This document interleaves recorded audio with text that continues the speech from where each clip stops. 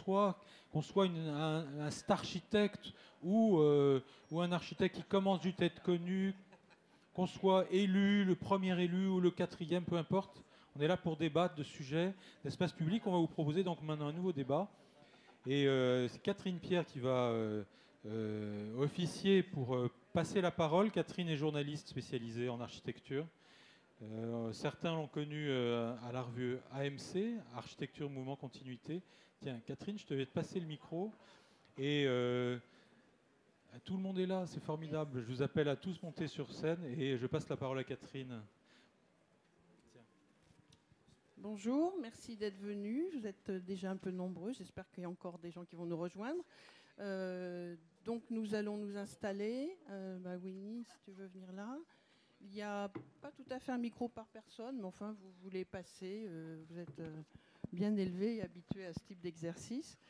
Donc je vais d'abord vous présenter un peu les intervenants. Il y en a que vous connaissez. Ils ont tous plus ou moins un pied dans Bordeaux. Donc Elisabeth Touton, qui vient de s'asseoir, qui est architecte, adjointe au maire de Bordeaux, en charge de l'urbanisme, l'habitat et des déplacements. Jérémy Nadeau, le jeune de l'équipe, agence Nadeau-Lavergne, il est architecte urbaniste et lui, lauréat des NAJAP en 2012, il travaille sur l'îlot de Brazza. Ils viennent de commencer sur Brazza avec Youssef Tomé. Winnie Maas, qui est architecte, urbaniste, basé à Rotterdam. Il travaille sur le master plan du quartier Bastide-Niel. Jacques Ferrier, architecte ingénieur qui travaille actuellement sur les gares du Grand Paris, qui fait de la recherche aussi avec EDF et qui à Bordeaux intervient sur conçoit une tour pour une résidence étudiante à Saint-Jean. Et Nicolas Michelin, architecte urbaniste qui est en charge le projet des bassins à flot, projet pour lequel il a développé la démarche de l'urbanisme négocié. Donc le sujet de notre rencontre et débat aujourd'hui, c'est peut-on aujourd'hui encore concevoir et même dessiner l'espace public comme une œuvre architecturale ? Je sais que Jacques Ferrier avait des idées assez précises sur qu'est-ce qu'est l'espace public aujourd'hui et est-ce qu'il a encore la formalisation ou non des espaces publics qui est antérieure. Si tu veux commencer, Jacques. Winnie, merci. Oui, bonjour, merci.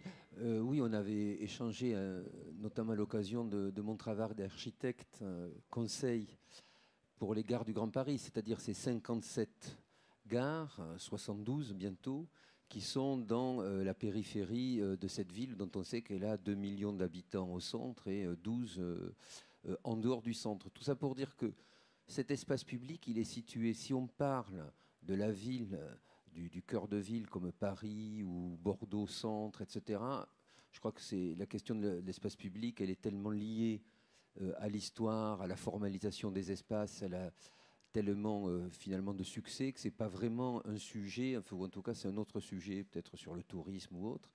Ce qui m'intéresserait, c'est d'évoquer l'espace public dans ce qu'on appelle l'urbain, et pas vraiment la ville. Tous ces territoires qui sont des extensions de villes ou des grandes nouvelles villes en Asie, et où on ne peut pas s'appuyer, on n'a pas cette confusion, on ne peut pas s'appuyer sur ces traces de l'histoire avec les grandes places, les grandes avenues. Et là, il apparaît que le marqueur de l'espace public, ce n'est pas tant la forme spatiale que des questions de mobilité, c'est-à-dire où est-ce que les gens peuvent aller, comment les gens peuvent y circuler, comment les gens peuvent aisément, dans la journée et dans la nuit, accéder à un lieu. Ce sont des questions de programme. Est-ce que les gens vont pouvoir consommer ou travailler ou faire du sport ou le loisir ? Le loisir, je crois qu'on est aujourd'hui à moins de 20% de temps de travail dans la semaine. Donc le loisir est un puissant moteur aussi pour se retrouver. Donc il faut qu'il y ait des programmes, il faut qu'il y ait un temps, il faut qu'il y ait une mobilité. Et je dirais que la question spatiale, elle est essentielle parce que l'espace public, ce n'est pas un espace virtuel, ce n'est pas Internet, ce n'est pas son écran. Mais c'est une question, c'est une forme à réinventer parce qu'elle doit être le support de ces potentialités-là, et certainement pas des formes qui monumentalisaient la place, etc., seraient en attente d'un hypothétique usage. Si vous faites une forme de place, aussi belle soit-elle, en dehors de toute station justement de métro, en dehors de tout accès, sans programme pour le faire vivre, c'est évident que vous n'avez pas créé l'intensité urbaine d'un espace public pour ce type de territoire urbain. Alors justement, Winnie Maas à Bastide-Niel, il s'appuie, lui, sur la trame historique pour concevoir le nouveau quartier. Est-ce que les espaces urbains qui vont exister à Bastide se différencient quand même, bien que ce soit la trame vière historique du quartier? L'histoire est là par hasard. Ça, c'est pas l'objectif de ce quartier. C'est de faire un quartier intime où les espaces publics, on parle sur ça, sont le plus proches que possible. Donc ça, c'est le cas. Donc c'est une ville intime, ainsi intime que possible. Et donc quand tu poses la question, est-ce qu'on peut encore dessiner un espace public? Oui. Je crois que la France est un peu... au début, on aime les espaces publics un peu dessinés. Maintenant, on est contre, donc tout le monde doit être contre. Et je crois que je ne suis pas d'accord avec ça. Parce que la collection des tests qu'on peut imaginer de travailler sur l'espace public, ça c'est déjà fantastique. Ça veut dire que quand quelqu'un, peut-être toi, fait au milieu de la France un espace public monumental, mais sans programme, peut-être c'est très bien. Peut-être ça. Il y a beaucoup de gens qui viennent là-bas qui n'ont jamais ont la possibilité d'être là. Donc, le test lui-même, je veux défendre. Et dans ce catalogue, il y a différents tests maintenant à Bordeaux que j'aime, où c'est ton zone, ou c'est la zone de Youssef, ou un autre bois est imaginé, ou un test sur la proximité. Bon, c'est déjà fantastique. On peut. Quelle est la vérité? Est-ce que peut-être ça, c'est la question de vous? Oui. Non, c'est pas la question. Quelle est la vérité? Peux-tu donc répondre quelle est, dans la hiérarchie de ce test, quel est le meilleur? Merci Winnie de la question, c'est très sympa de me demander. Nous, à l'agence, on a un peu réfléchi, en étant invité ici, on s'est posé des questions quand même, comme on fait tous les jours. Et, la grande difficulté, on pense que c'est une question de posture aujourd'hui. Parce que oui, pour nous, on est capable de dessiner de l'espace public. Mais c'est tellement rare pour des jeunes architectes urbanistes. C'est-à-dire, vous parlez d'espace public que vous avez déjà travaillé, des grands projets. Pour nous, c'est plus ponctuel, c'est de l'acupuncture. On essaye de l'intégrer à nos projets depuis très longtemps. C'est-à-dire qu'intrinsèquement, dans la méthode qu'on a mis en place depuis l'école jusqu'aujourd'hui dans notre travail face au réel, on a essayé de développer cet interstice entre architecture et urbanisme. Et au milieu se trouve l'espace public. Bien entendu, on ne veut pas parler de projet urbain aujourd'hui, mais c'est quand même nécessaire de faire le lien entre la toute petite échelle et la grande. Et on s'est vite rendu compte à l'école que la transition entre les deux était nécessaire. Donc c'est une nécessité pour nous d'aborder le projet d'architecture comme un projet urbain. On ne peut plus regarder simplement son nombril et pas regarder à côté. Donc la posture de l'œuvre architecturale, pour nous, ça fait longtemps qu'elle est désuète. Et on imagine qu'à l'agence, on ne peut plus penser ça différemment. Donc du coup, on imagine que tout est possible. Donc le dessin de l'espace public est nécessaire, potentiellement acceptable pour tout le monde. Est-ce que quelqu'un est contre ça? Parce que non, le problème c'est que je crois que nous sommes d'accord sur toutes les choses. Non, ce qu'il faut, c'est peut-être que Nicolas Michelin donne aussi son avis sur les espaces publics au bassin. Il ne faut pas faire de confusion, je pense, entre ce que tu dis, c'est l'urbanisme serait une petite place publique devant 3 logements. En fait, il y a des échelles là-dedans qui sont assez compliquées pour employer les mots corrects, à mon avis. L'urbanisme, c'est une chose qui s'inscrit dans un temps très long, qui planifie, qui met en œuvre différents projets, qui comportent eux-mêmes de petits espaces publics qu'on ne peut pas taxer d'urbanisme. Voilà. C'est juste vocabulaire, je pense qu'il faut s'entendre. Pour moi, la petite place dont tu parles, c'est presque du domaine du paysage, sachant que le paysage, c'est pas seulement la nature, c'est aussi le minéral. Sur l'espace public, moi, je pense qu'il est complètement imbriqué avec l'histoire du lieu. Parce que même si je suis dans le centre de la France, dans le Larzac, et qu'on me demande de faire une place de festival, je serais super content de la dessiner. Simplement, je n'irais pas la dessiner comme si je n'étais pas dans le Larzac, et c'est comme si je n'avais pas des vues à gauche, à droite, une histoire, les pierres. Peut-être que l'espace public n'est le résiduel que d'une culture du local, tu vois. C'est-à-dire que ce qui est terrifiant, c'est les places publiques pensées par le haut, trop dessinées par le haut et plaquées sur un territoire qui n'est pas prêt de l'accueillir. Ça a fonctionné dans certains cas, notamment en Chine de temps en temps. Mais pour moi, les plus beaux espaces publics, ce sont des espaces qui ont toujours été là et qui sont juste magnifiés par 3 pierres, un peu de granit. Plus ils sont simples, plus je suis content. Et plus les vues de cet espace public sont orientées, sont belles, plus il y a du soleil au bon moment et de l'ombre au bon moment, plus on peut se chauffer le dos de temps en temps en s'asseyant sur un banc et bien être bien éclairé pour lire. Je ne sais pas, il y a une quantité de choses qui font l'espace public, mais je pense que la question, moi je répondrais non. Enfin, on ne peut pas dessiner un espace public comme on dessine une œuvre architecturale. C'est faire une énorme confusion entre ce qu'est l'architecture, ce qu'est le paysage minéral et ce qu'est l'urbanisme. Enfin, l'urbanisme n'est pas là pour faire une œuvre architecturale. Il n'est surtout pas là pour faire œuvre. C'est assez ambigu ce que je dis, œuvre artistique. Après, l'espace public peut s'embellir d'une œuvre artistique, d'une œuvre lumineuse. Miroir d'eau, par exemple, est une chose assez surprenante, parce que Courajou nous-mêmes nous a avoué qu'il n'avait pas du tout imaginé que cette fontaine, comme il l'appelait au début, deviendrait l'élément aujourd'hui extraordinaire pour les Bordelais que d'aller se rafraîchir devant la bourse. Mais c'est dessiné. Donc c'est une pièce architecturale. Mais, bien sûr, mais ça n'est pas pensé, si tu veux, ex nihilo. Il a pensé l'eau, le miroir, et c'est tout, en fait. Tu vois, c'est très peu dessiné. Est-ce que tu estimes qu'il n'a pas prévu ça? Non. Je pense qu'il a été surpris par l'usage. Il le dit lui-même. Hein. Oui, il avait maintenant, il dit qu'il l'avait prévu, mais je pense qu'il ne l'avait pas prévu.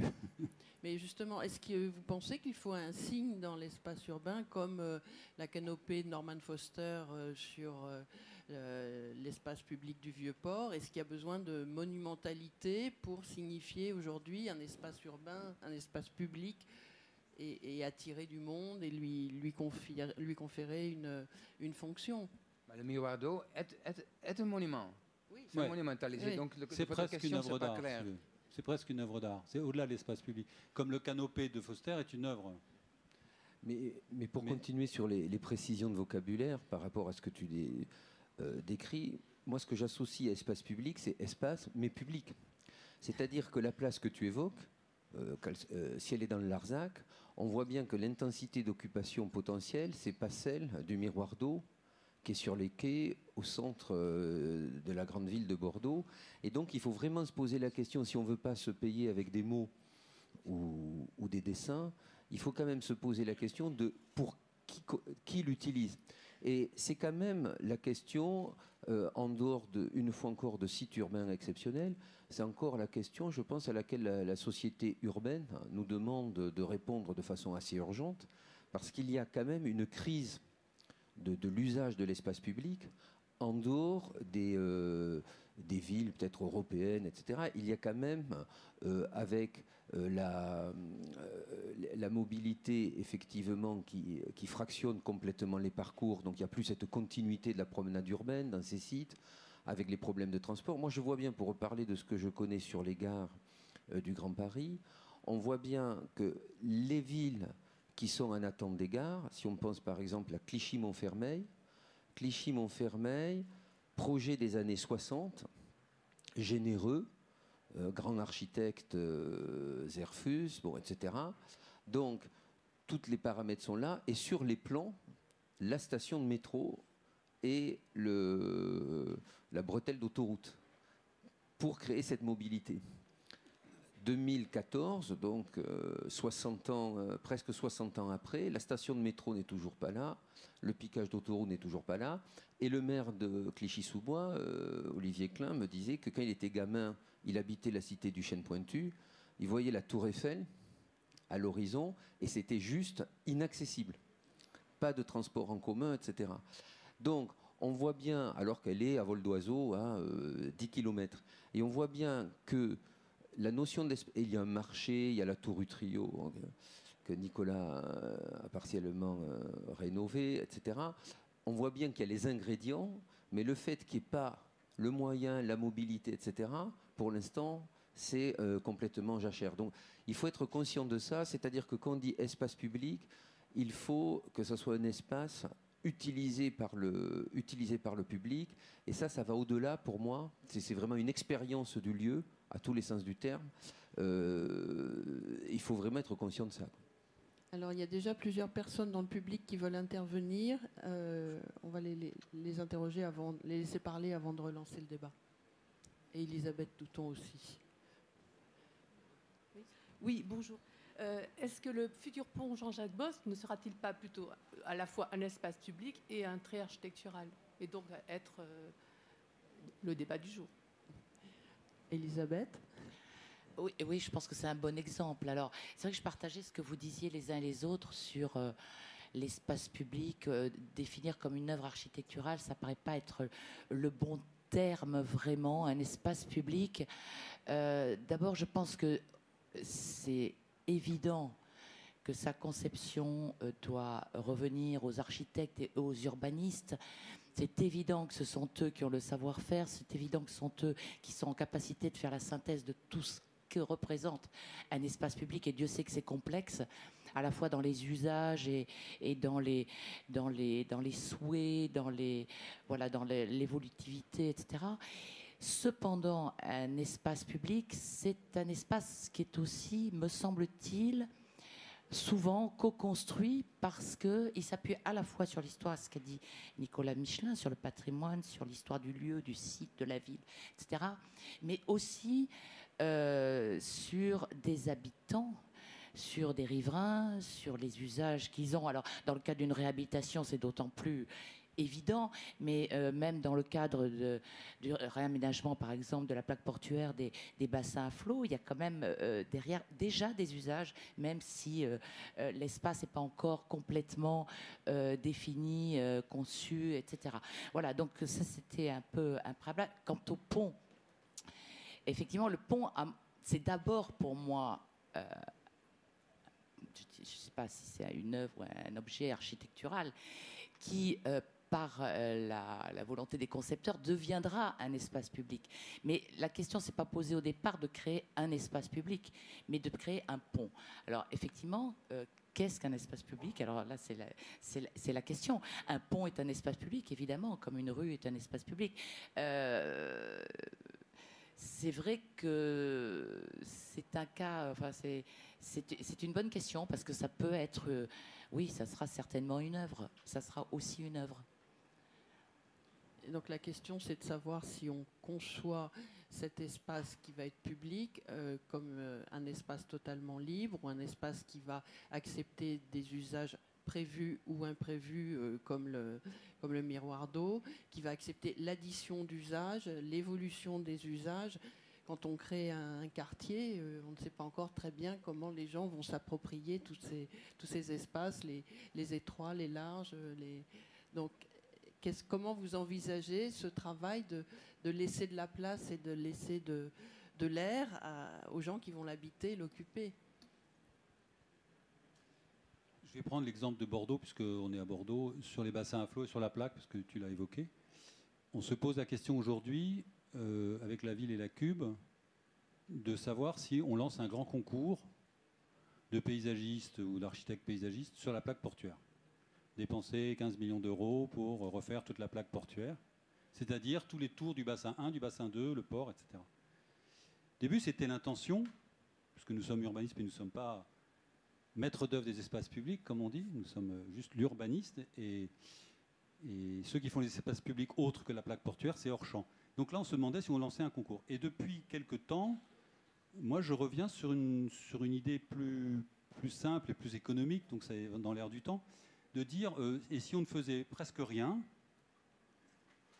mais vraiment presque rien, c'est-à-dire un rafistolage de ce qui est là. C'est-à-dire, il y a des pavés autobloquants qui étaient très décriés il y a quelques années, qui sont en fait très très beaux, parce qu'ils vieillissent très bien. Il y a des rails. Alors on peut se mettre les talons à aiguilles ou les chaussures dedans, mais on peut aussi les boucher. Mais on laisserait ces rails. Et puis quand il y a de l'enrobé noir, ça c'est pas beau, on complète. Comme une pièce rapiécée. Et juste de faire ça, d'éclairer un petit peu, alors hop, l'éclairage, problème de conception, est-ce que c'est une œuvre ou pas, mais en tout cas, déjà de faire ça, me semble aujourd'hui totalement suffisant. Et inutile de dépenser 15 à 20 millions d'euros pour retrouver des très beaux matériaux, pour retrouver, d'essayer de susciter un usage qui en fait est déjà poétique et déjà là. C'est une idée qui ressort aussi des bassins. En fait, on ferait un peu l'opposé du quai ici. Mais ici, le quai, c'était le port et c'est très compliqué d'accéder à la Garonne. Donc il y a eu tout un travail très, très fin, très raffiné, très beau de l'équipe de Corajou. L'idée qu'on a sur les bassins, c'est un peu un scoop, mais c'est presque de rien faire. Et après, en fonction des gens qui vont s'installer, parce que ça va arriver, la possibilité de peut-être de faire un jardin, alors là, un jardin presque secret, dans lequel, pour finir, on lancerait un concours de paysagisme, parce que peut-être, à l'endroit de l'autre côté, du côté des silos, là, il y a ce qui sort des discussions, des ateliers avec les gens aussi, c'est l'idée de la méditation au bord de ce bassin, qui font quand même 2 km, c'est ça l'espace public, hein, c'est l'eau, de créer un jardin particulier comme une pièce. Donc là, tout d'un coup, c'est plus qu'un espace public, c'est pour ça que l'espace public est partout, c'est un jardin de méditation sur l'eau, et alors là, on a une œuvre, voilà. Bon, comme donc, ça, je fais les distinctions, moi. Oui, donc tu dis que, parce que dans un moment, dans ton exposition, j'ai imaginé que tu veux être ni comme un nihiliste, hein, qu'on ne fait rien. Pratiquement rien. Est-ce que, mais d'un autre côté, ça peut être donc une œuvre de l'art. Hein, tu es peut-être ton style être nihiliste, mais il y a des autres urbanistes qui veulent faire des choses. Hein. Donc, je veux défendre bien l'écriture encore d'un urbaniste, parce que je crois que c'est important qu'il y ait différents quartiers, des différentes interprétations. Donc, c'est juste pour expliciter un peu, parce que peut-être il y a une tendance dans ce discours qu'on est d'accord que... Non, on n'est pas d'accord toujours, tous les deux. On s'aime bien, mais on n'est pas toujours d'accord. On a des discussions assez serrées sur... ce que j'aime bien, l'extraordinaire et l'ordinaire extra. En fait, c'est-à-dire, est-ce qu'un espace public est forcément extraordinaire? Est-ce qu'il y a 40 miroirs d'eau à Bordeaux? Ou est-ce que finalement, l'espace public, les places, parce qu'on parle de ça, de lieux de rencontre, pas seulement des rues, c'est une succession de surprises qui peuvent être faites avec presque rien, et extrêmement poétiques, et des événements extraordinaires, comme le pont Jean-Jacques Bosse, qui sera un espace public que Colas, que l'équipe veut extraordinaire. Mais je peux vous renvoyer sur des espaces public tout à fait ordinaire et tout à fait impressionnant, saisissant, parce que les gens y sont bien et que, franchement, de temps en temps, il n'y a pas besoin de refaire la place. Elle est pas si mal comme ça. Je pense que les deux attitudes se défendent, mais aujourd'hui, les politiques de la ville ont tendance à vouloir toujours redessiner et recustomiser des espaces qui, ils sont pas mal comme ça. Enfin, moi, je ne suis pas passéiste en disant ça, hein. Mais je pense que pour l'instant, ça suffit. Les bassins à flot, les rails sur le bord, moi je trouve que ça suffit comme ça. L'architecture va arriver partout. Et là, peut-être, on dira, j'ai tort, parce que c'est plus au niveau de ce qui est autour. Mais ça, c'est un pari.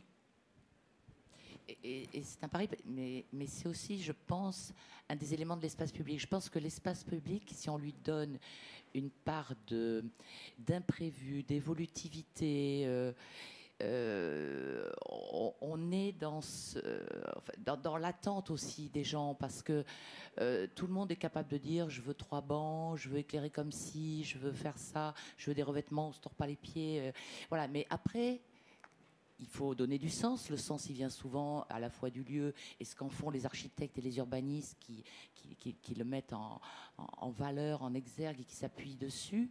Et puis, il y a des tas de petites choses autour qui font que ce lieu, il devient un peu magique, un peu différent, un peu poétique. Et c'est pas, et là je suis assez d'accord avec Nicolas Michelin, c'est pas une œuvre, c'est quelque chose qui peut être absolument modeste. Et je crois que c'est d'autant plus important qu'on est quand même dans des politiques d'économie en tout genre. Hein. Les collectivités n'ont pas beaucoup d'argent, l'État non plus, et que donc tous ces aménagements d'espace public tendront inévitablement vers une forme d'économie. Ce qui ne veut pas dire que ça ne sera pas pour autant une œuvre, que ça ne sera pas pour autant un espace extrêmement réussi et que tout le monde s'appropriera. Voilà, donc c'est vrai qu'il y a deux façons d'aborder ces grands espaces, quoi. Mais ça pose quand même la question, enfin nous quand on aborde un projet urbain, quand on regarde ceux des autres, parce qu'on n'a pas encore fait beaucoup, mais on se renseigne, il y a la notion du tout dessiné. C'est-à-dire on parle d'espaces publics fluctuants, de laisser libre cours à la poésie, on a envie de faire ça bien entendu, mais est-ce que quand on dessine des projets à des milliers d'hectares, est-ce que c'est pas un peu complexe de pouvoir quantifier où est l'espace public, comment on l'organise?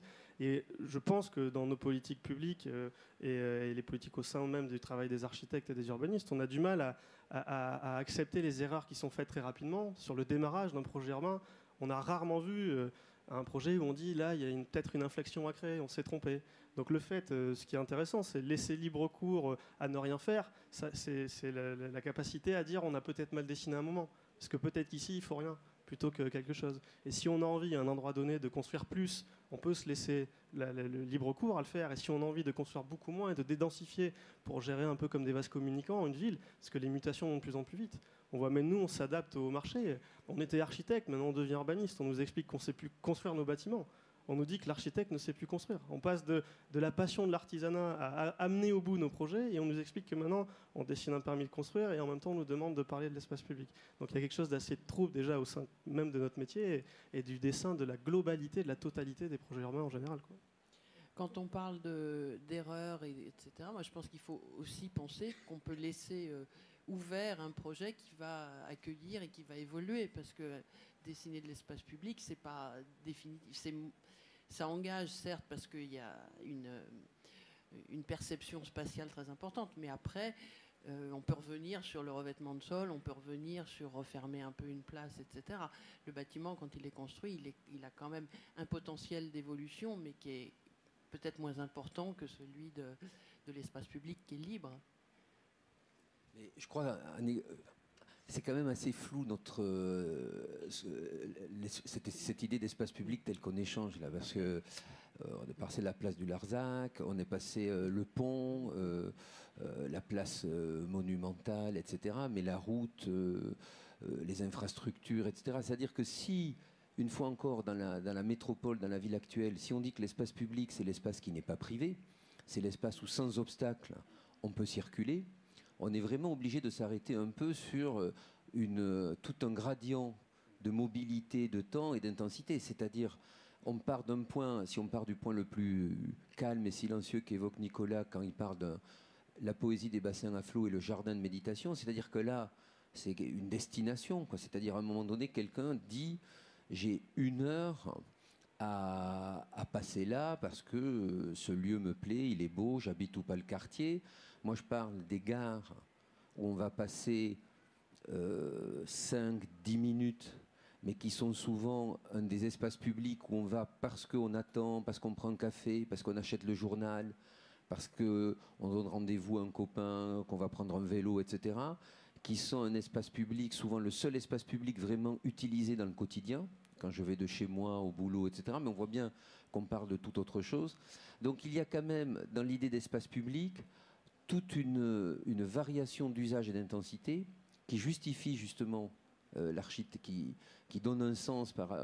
je ne sais pas si j'ai bien compris ce que tu disais sur notre façon de faire, mais qui justement redonne un peu donne en tout cas un sens à ce que nous faisons, plus que de travailler que sur le privé. C'est-à-dire qu'on a, quelles que soient les missions que l'on peut avoir sur à peu près toutes les échelles, on a aujourd'hui, à un moment donné, une intersection, une réflexion avec un usage d'espace public, mais qui peut être très furtif. Même l'espace public que je traverse avec ma voiture tous les jours reste quand même un espace. Le Parkway à Los Angeles, ça a été dans les années 60 célébré par Rainer Banham comme l'espace public de Los Angeles, mais qui est un espace public vécu isolément en voiture. Donc tout le monde vit le même espace, tout le monde jouit de la même vue.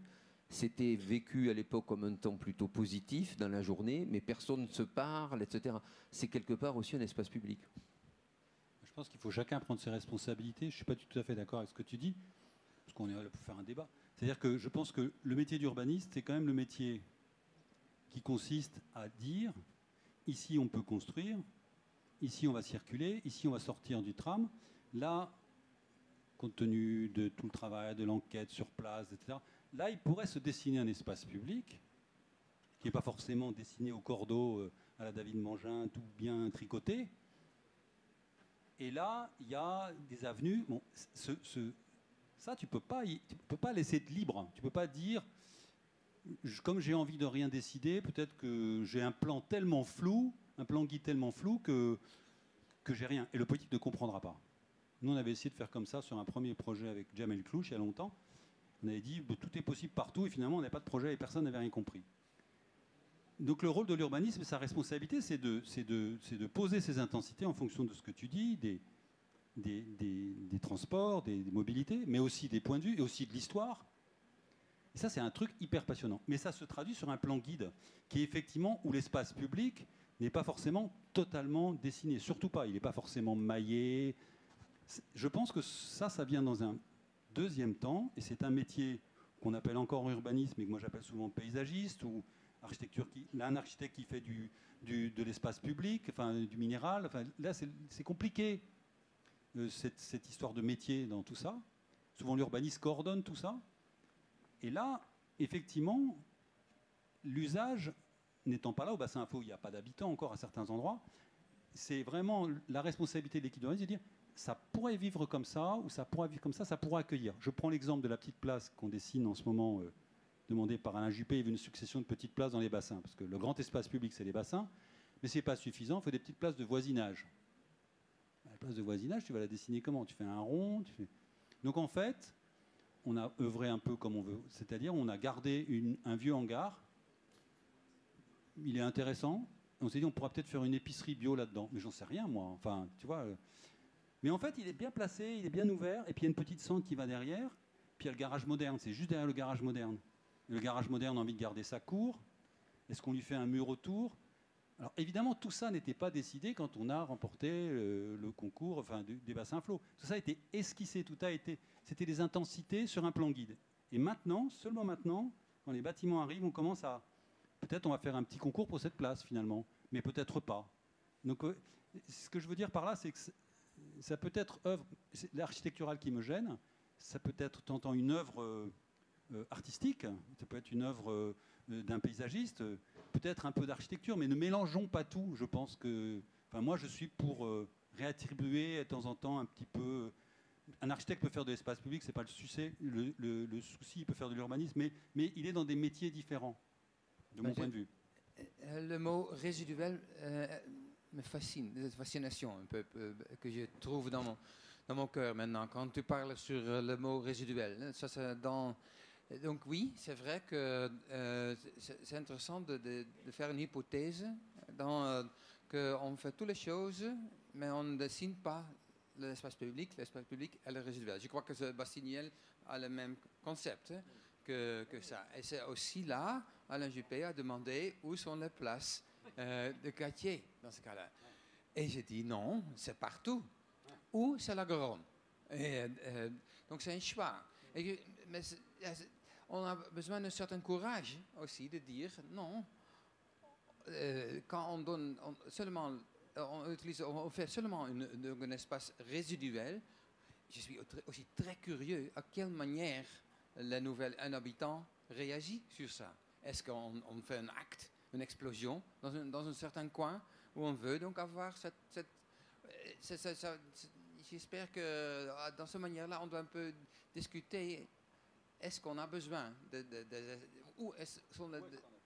à quelle manière de faire un choix? Parce que ça, c'est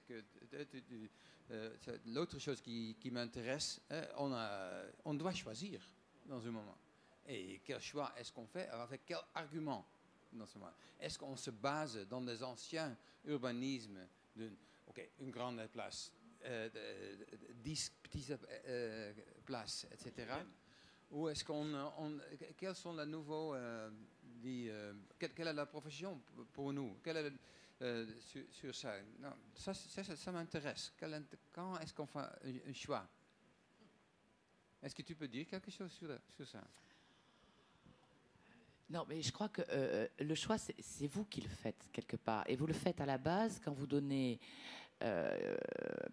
à vos projets d'urbanisme de façon plus globale, vous leur donnez un sens. C'est-à-dire que vous nous racontez une histoire quand vous nous présentez un projet. Enfin là, je le vis comme ça. Et vous présentez aussi une histoire aux habitants, une histoire qui s'appuie sur ce qu'ils vous ont raconté précédemment, sur ce que vous avez reçu d'eux, et vous restituez quelque chose.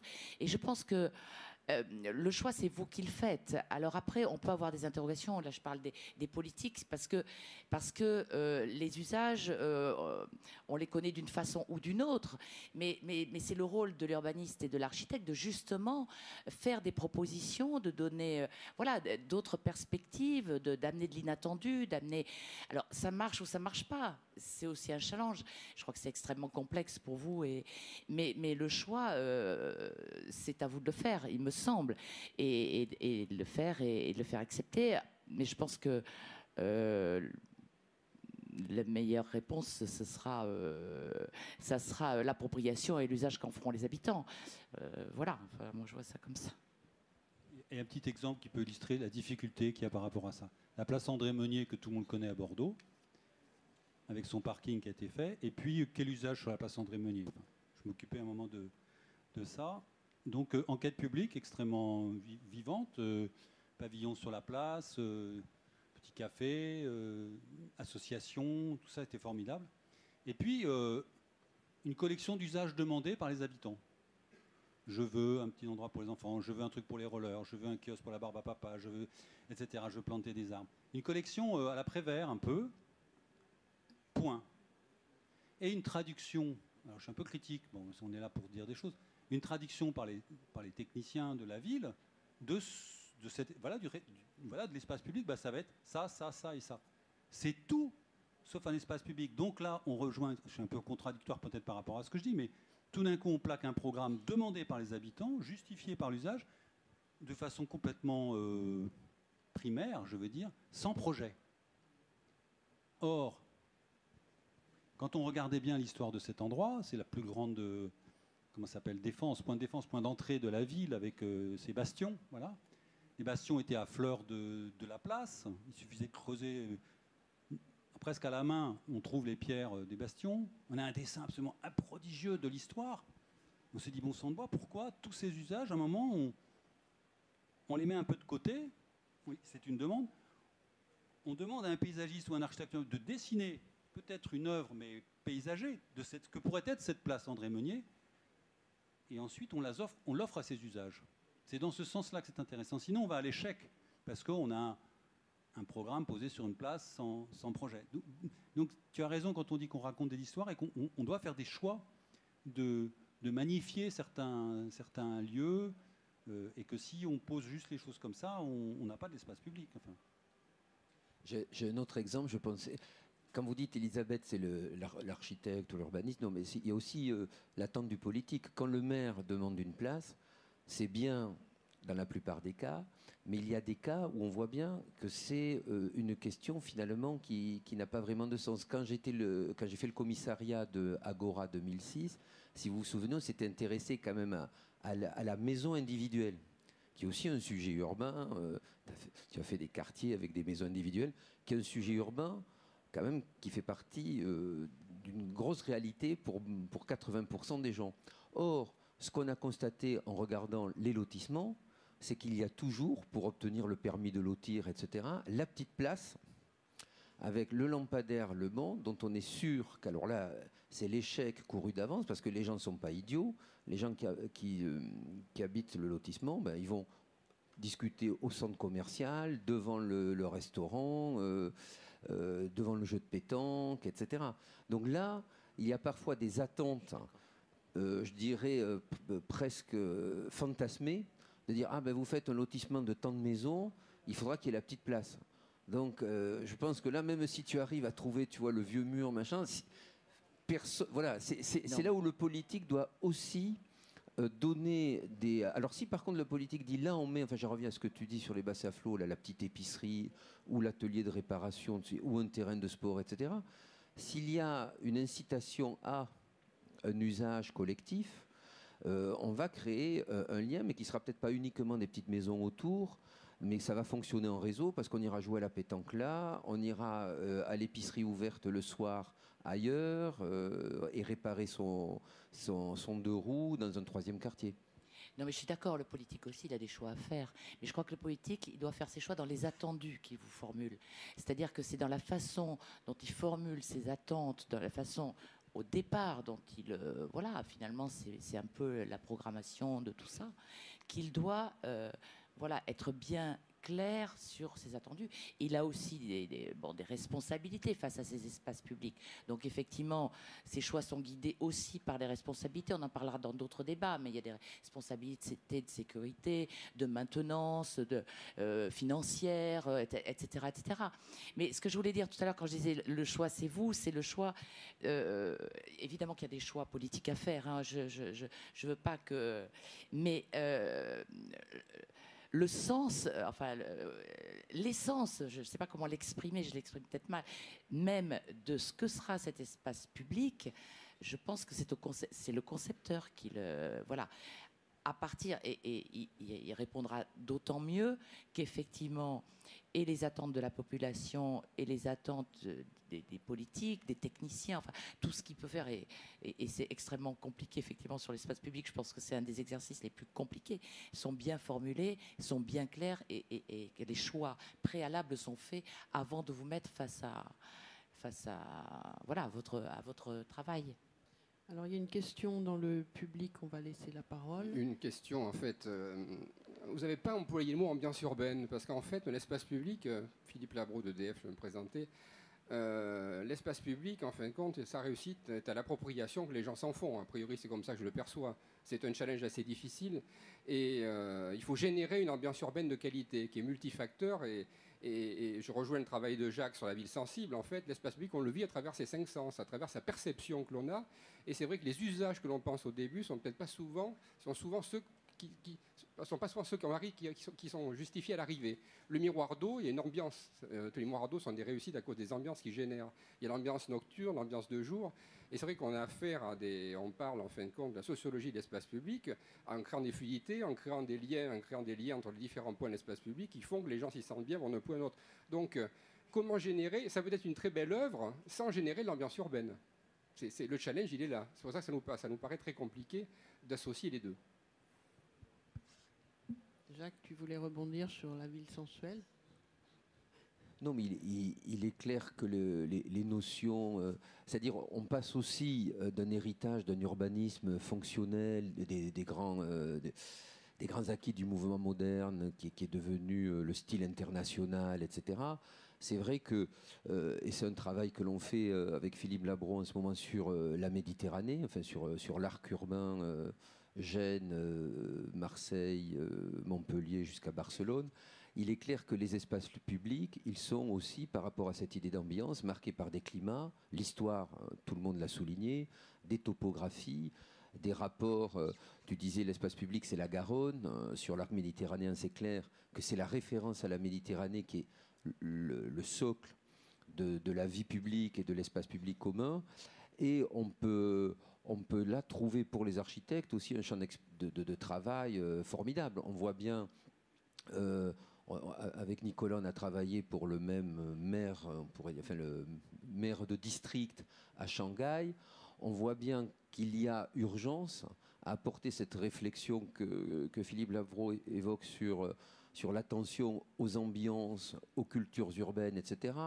Par rapport à un certain urbanisme, je pourrais dire anglo-saxon, parce que quand on est en Asie, il y a beaucoup de grandes agences américaines, australiennes, etc., qui déroulent un espace public qui est une espèce de énième photocopie de ce que pouvait être la ville radieuse ou ce type d'idée-là, et qui compromet, à mon avis, peut compromettre durablement, même si en Chine, il y a beaucoup, en Chine ou ailleurs en Asie, il y a beaucoup d'intensité urbaine, mais peut finir par compromettre, on commence à le voir dans certaines opérations, à Pékin ou à Shanghai, peut compromettre la vitalité urbaine, parce qu'on casse justement cette attention à une atmosphère qui est ici, mais qui n'est pas la même qu'à São Paulo ou pas la même qu'en Europe. Et Winnie, quelle est ta réponse? Sur cet urbanisme en Asie et ces copier-coller qu'on fait de motifs antérieurs, d'espaces publics existants, qu'est-ce que tu en penses, toi? Oups. C'est une des possibilités pour suivre mon première observation de cet après-midi. La copie, la culture de copier est intéressant. Peut-être quand le maire dit je veux donc une grande place et des petites places, ça c'est aussi Garnier qui est dans sa tête dans ce moment-là. Donc c'est une interprétation, donc c'est pas une copie. Donc, et ça c'est plus intéressant de faire une vraie copie. Mais il sont des moments dans la vie et dans le monde qu'une vraie copie peut peut-être pousser la situation plus, et ça m'étonne. Et je donne un exemple que maintenant dans nos tables est là, dans le bureau. Le mot Hutong à Chine était donc était formidable dans le 19e siècle. Et ça, donc après, durant les années 50, on a fait des blocs et on a détruit les Hutongs. Et ça a continué avec la nouvelle mode en Asie jusqu'à 2000. Après, il y a Rem Koolhaas, il y a nous qui a dit on doit donc, l'Hutong est bien. Parce que on doit arrêter avec les blocs. J'ai dit ça aussi. Et puis, donc, maintenant, c'est 10 ans après, nous travaillons maintenant sur un Hutong qui est juste à côté de Tiananmen Square à Beijing. Et parce qu'on a attendu avec cet Hutong de faire... Qu'est-ce qu'on fait avec ça? Qu'est-ce qu'on peut observer durant cette période Rem et les autres et nous ont dit arrêtez avec les blocs et concentrer sur les Hutongs. J'ai vu les derniers mois énorme quantité de Hutongs réinventés qui sont Disney. C'est complètement copie de personnes de Taïwan. On construit un Hutong juste à l'autre côté de Tiananmen Square et c'est une erreur. Donc, j'ai dit quelque chose dans ce moment et ça a l'effet, c'est pas seulement moi, mais ça a l'effet qu'on a fait donc beaucoup de pièces de Disney au Xinjiang, à Shanghai aussi. Donc, mais ça c'est intéressant parce que maintenant nous devons donc répondre à cette manière. Est-ce qu'on fait donc une copie ou est-ce qu'on veut inventer ou quelle invention est-ce qu'on a besoin? Et ça m'intéresse. Donc oui. Donc, pour répondre sur ça, le mot copie peut-être est une horreur dans notre observation intellectuelle qui est dans cette salle, mais à l'autre côté, on a besoin d'une culture pour réfléchir sur le progrès ou sur la prochaine étape sur ça. Donc, le copie joue un rôle sur ça. Je suis heureux qu'il y ait une génération, il y a beaucoup de Néerlandais maintenant qui font des copies de quelque chose. Je suis heureux avec ça, parce qu'avec ça, je peux répondre à eux. Peut-être je peux améliorer une copie, ou je peux donc faire la prochaine évolution dedans. Et donc ça, c'est juste pour une réflexion sur le mot copie, qui est dans le monde architectural, le mot copie est la dernière idiotie. On ne peut pas parler sur ça. Et parce qu'on doit être complètement nouveau et originel. et originaux. Mais dans un monde, par exemple, de scientists, là, le mot référence est le cœur de la recherche et le cœur du progrès. Et donc, dans une ou une autre manière, je veux bien donc continuer avec des choses. Je veux approfondir des éléments. Et donc, je veux nuancer le mot copie pour ça. Donc, en Chine, on a besoin de quelques exemples, peut-être une copie d'Amsterdam ou une copie de Copenhague dans des endroits, pour après réagir sur ça. Donc, ce mécanisme est peut-être plus défendable que maintenant on imagine. Donc, c'est une réinterprétation, plus dans ce sens-là. On a une énergie, et par exemple, dans l'Asie, toute la totalité de ce territoire sont organisés totalitairement, ou sur la base des infrastructures, qui est fascinant, selon moi aussi, mais on veut aussi maintenant des espaces petits, dessinés, un axe, une place classique. Donc on teste ça, où ça va là-bas ou non. Donc je crois que c'est très... je peux m'imaginer qu'on défend ça. Et les Hutong qui ont été redessinés par Taïwan, ils sont redessinés strictement à l'identique ou ils sont un peu adaptés aux usages actuels? Ok, le show ouvrira fin octobre, donc c'est bien de vous inviter pour ça.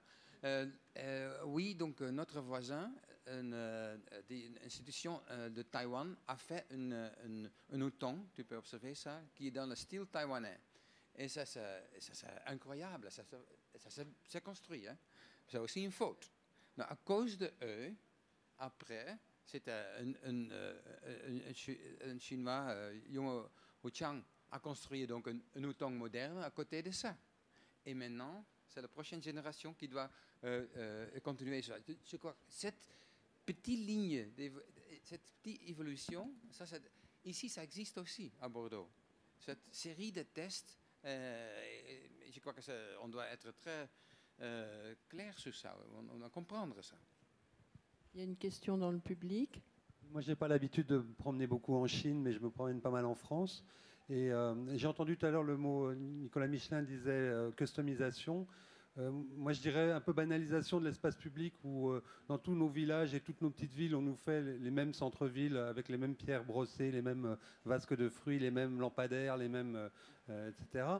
Et, comment vous, les architectes, vous arrivez à intervenir là-dedans et à garder l'esprit des lieux, le génie des lieux, quoi, et pas nous faire le même Cergy Pontoise partout en France, quoi. On n'y arrive pas parce qu'on n'a pas toujours les missions pour, que chaque place de village n'est pas forcément l'objet d'une consultation d'architecte ou de paysagiste. Et il faudra remarquer que quand les paysagistes s'en mêlent ou quand les architectes s'en mêlent, je trouve que c'est plutôt pas mal pour défendre un peu les confrères et que justement ça sort du petit lampadaire et de la petite boule. Mais tu as raison de pointer du doigt cet espace public-là, parce que c'est un espace public ravageur. C'est dommage qu'on n'ait pas parlé de la voiture du tout, parce que quand on regarde des photos Chicago ou des grandes villes américaines avant la voiture, les immeubles sont là, les buildings ils sont là, il n'y a pas de voiture, il y a des fiacres, il y a des gens à pied. C'est extraordinaire. L'espace public, j'ai une grande projection là-dessus, t'es baba. Et après 30 ans, la voiture arrive, Ford, on veut rouler le plus vite possible, donc on réaménage les rues et ces villes américaines pour la bagnole. Et ça, c'est encore jusqu'à il y a 10 ans. Et il y a seulement maintenant qu'on dit « Ah non, mais la voiture, c'est une horreur », et qu'on commence à chasser la voiture des centres-villes, on essaye, en tout cas on voit à Paris ou même à Bordeaux de ce que ça donne, et on se réapproprie certains espaces publics qui étaient que de la bagnole. Mais c'est très ponctuel dans certains centres-villes. Les 3/4 des espaces publics qui sont dessinés dans les villes dont tu parles ou dans les périphéries sont conçus d'abord pour la voiture. Le haricot, le double sens, et ça même au bassin à flot, il y aurait beaucoup à dire, ça tue la perception. Et la manie aujourd'hui qu'on a, qui est absolument terrifiante, c'est une ligne pour les piétons, une ligne pour les bus, une ligne pour les voitures d'un sens, une ligne pour les voitures dans l'autre sens, une ligne pour le stationnement, une ligne pour la livraison. Et donc vous avez à un moment un espace public tellement zébré qui est catastrophique. Et à Amsterdam, près de chez toi, ils ont tenté ça, ils ont tout supprimé, et il n'y a pas eu d'accident, et tout va bien. Et les plus beaux espaces de circulation, en fait, ce qu'on arrive très rarement à vendre à des élus, c'est on ne fait plus rien, et puis ça se passera bien. Mais on a toujours peur du chauffard qui va écraser un enfant, et la responsabilité, et ça serait un sujet beaucoup trop long sur la responsabilité de l'espace public, mais c'est extrêmement intéressant. Confère, par exemple, la place de la République, bon, on peut en penser ce qu'on veut, mais voilà. Il y avait Winnie qui veut répondre, et puis il y a aussi des questions. Donc une question et après tu réponds. Oui. D'accord, alors d'abord une première réponse de Winnie Mas. Non, mais j'aime son provocation. Parce qu'il dit, est-ce que nous ne travaillons pas pour les espaces de village en France ou donc, juste une réponse. J'ai travaillé pour 18 ans à le sud de la Hollande, c'est pas la France encore, mais où j'ai pour la place centrale de ce village. J'aime de vous inviter, Schijndel. Parce que c'est intéressant parce qu'au fin, ce n'est pas la place qu'on a construite, et je suis ton recours un peu, j'ai fait un bâtiment ensemble avec tout le village. Le village veut être donc protesté contre ton observation, que chaque village a la même place avec ta. Donc, qu'est-ce qu'on peut faire? Je fais un tour, j'ai dit, un gratte-ciel, et tout le monde est d'accord avec vous que vous êtes là. Il dit non, ça c'est peut-être trop. Donc, qu'est-ce qu'on peut faire? On a donc travaillé avec tous les partis politiques, au fin. Est-ce que ça doit être un bâtiment grand, petit? Et au fin, on a fait une forme, ce n'est pas moi, qui me semble comme une ferme. Donc, ok, j'ai étudié toutes les fermes, j'ai mesuré ça, et on a dessiné, c'est très freudien, qu'on a dessiné donc une ferme qui est 2 fois plus grand que normal. Donc ça c'est intéressant. Donc on peut augmenter ce problème un peu. On peut montrer dans le monde, maintenant, parce que la ferme maintenant en verre, c'est un fantôme qui est construit. Et maintenant, le maire est si fier, elle ne parle pas français, mais il y a une série des autobus qui viennent avec des maires de vos villages pour observer cette situation où donc ce bâtiment est maintenant a le sentiment de ce petit village, parce que maintenant c'est gros, c'est Calimero, un peu. Et donc là, c'est une méthodologie pour échapper, mais travailler avec ça. Je ne sais pas si c'est la vérité, mais je proteste contre qu'on peut laisser ça comme ça. Il y a aussi une source dedans, une sorte d'énergie qui peut-être est fantastique, qui est beau, et on a besoin aussi de travailler avec. Donc c'est pour ça que j'aime votre question. Alors il y a une autre question, je ne sais pas oui. si vous allez l'aimer. Jean-Loup Patriarche. Non, en fait, pour rebondir sur ce que vient de dire Nicolas et ce que tu viens de dire, Willy, j'ai l'impression que le point d'entrée de l'espace public, ce n'est pas uniquement le projet, ou pas uniquement le programme, ou pas uniquement l'usage. Il y a une interaction entre tout ça.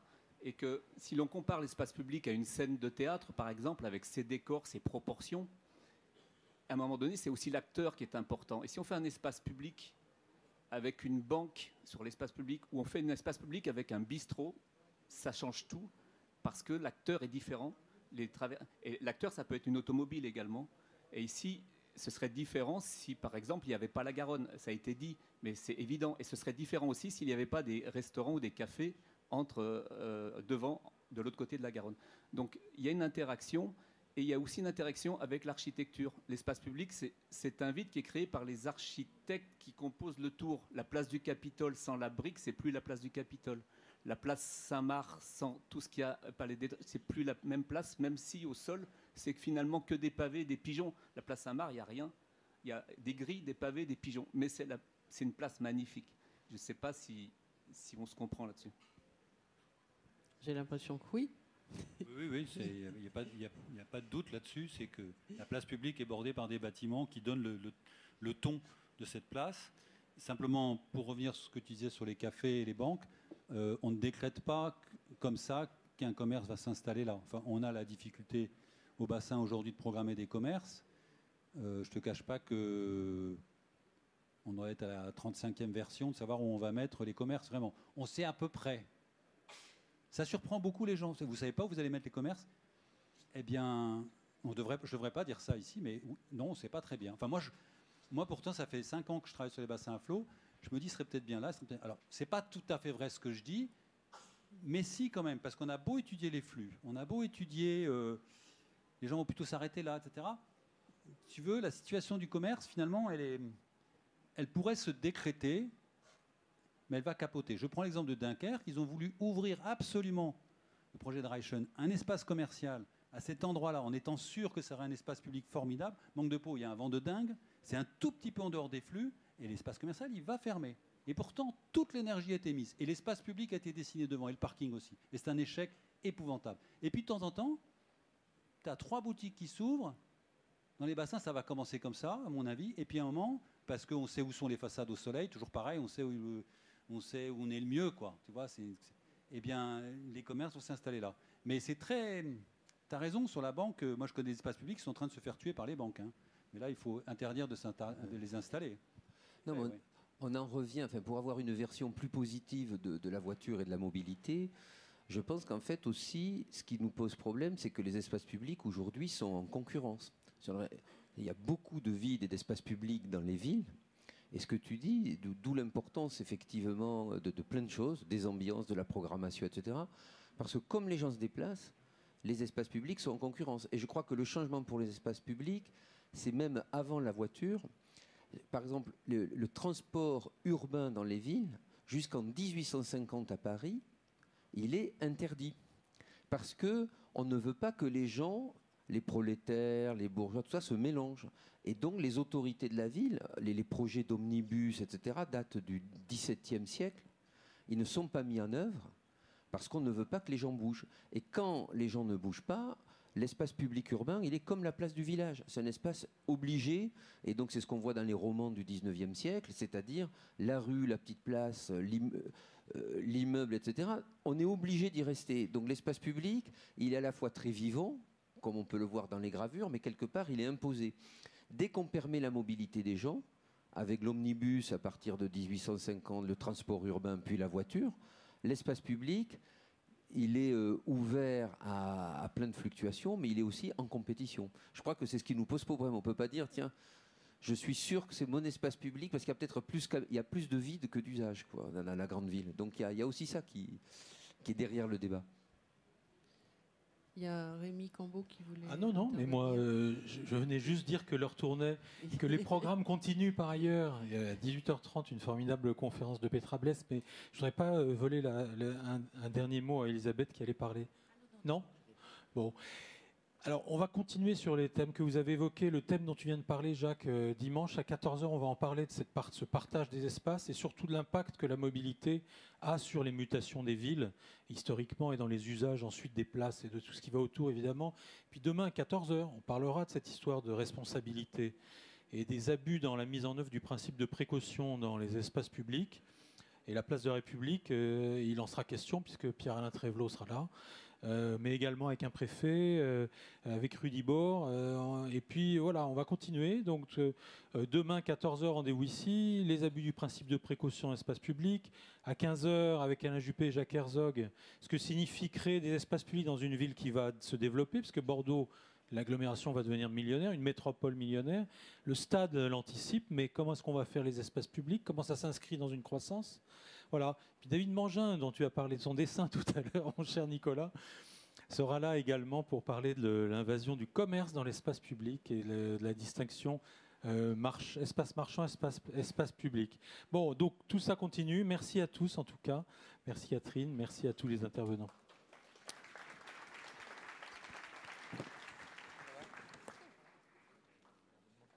Désolé, il faut que je fasse un hold-up sur toi là. Place aux rues ou espace public? C'est compliqué ta question. C'est hyper compliqué. Oui, mais je vais la récupérer. C'est pas grave, c'est pas grave.